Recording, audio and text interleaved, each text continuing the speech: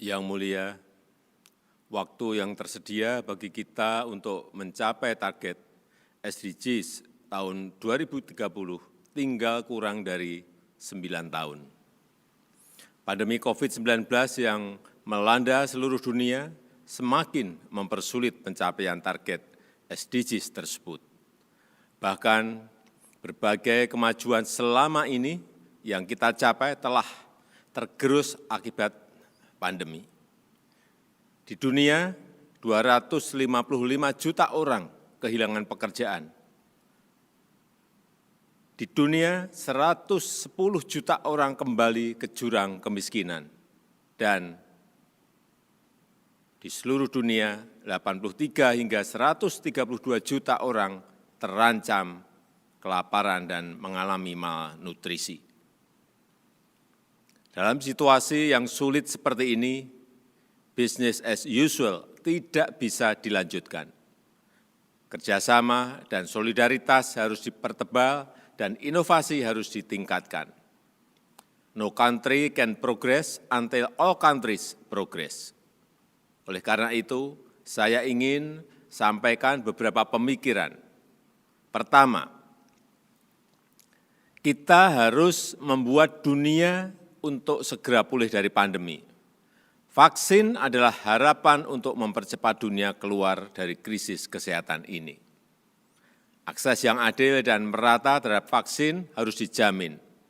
Namun hingga saat ini kita melihat kesenjangan akses vaksin masih sangat lebar. Vaksin sebagai global public goods jangan hanya menjadi slogan. Indonesia mendorong agar kita melakukan percepatan realisasi kesetaraan akses vaksin bagi semua negara, termasuk melalui berbagi dosis lewat COVAX Facilities. Pemenuhan kebutuhan pendanaan vaksin multilateral, peningkatan produksi vaksin global termasuk melalui TRIPS waiver, penguatan global supply chain vaksin, termasuk menghilangkan hambatan ekspor dan hambatan bahan baku vaksin, dan peningkatan diversifikasi dan volume produksi vaksin termasuk di negara berkembang. Yang kedua, kita harus meningkatkan perhatian dan bantuan kepada kelompok rentan akibat melambatnya kegiatan perekonomian. Semua lapisan masyarakat terdampak akibat pandemi, terutama bagi kelompok rentan. Untuk itu, jaminan dan perlindungan sosial merupakan bagian penting upaya pemulihan dari pandemi.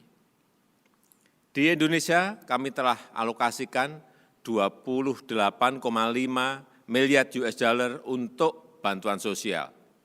Tidak kurang dari 9,8 juta unit usaha mikro telah menerima bantuan keberlanjutan usaha.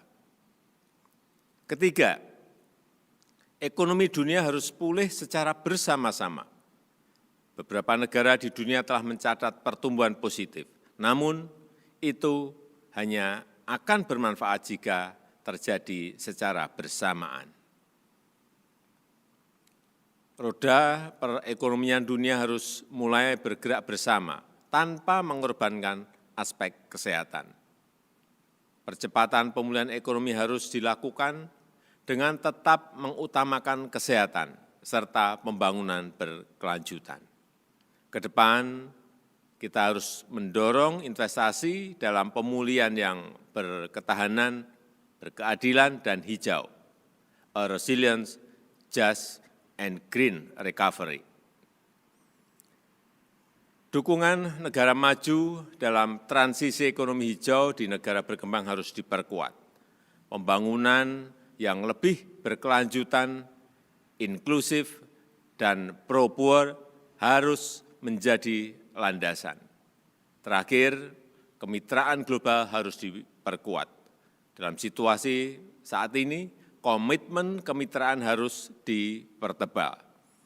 Prinsip no one left behind harus diwujudkan dalam bentuk nyata. Kita harus berkomitmen untuk menghindari me first policy. Mari kita bangun kepercayaan dan solidaritas untuk mencapai tujuan bersama.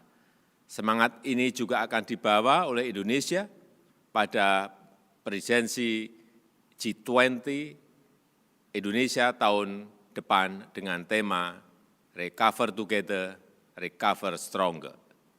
Visi ini akan mengedepankan semangat kepemimpinan kolektif global untuk pemulihan dari pandemi dan pertumbuhan dunia yang inklusif. Yang mulia, sebagai penutup, komitmen Indonesia terhadap SDGs tidak surut meski di tengah pandemi.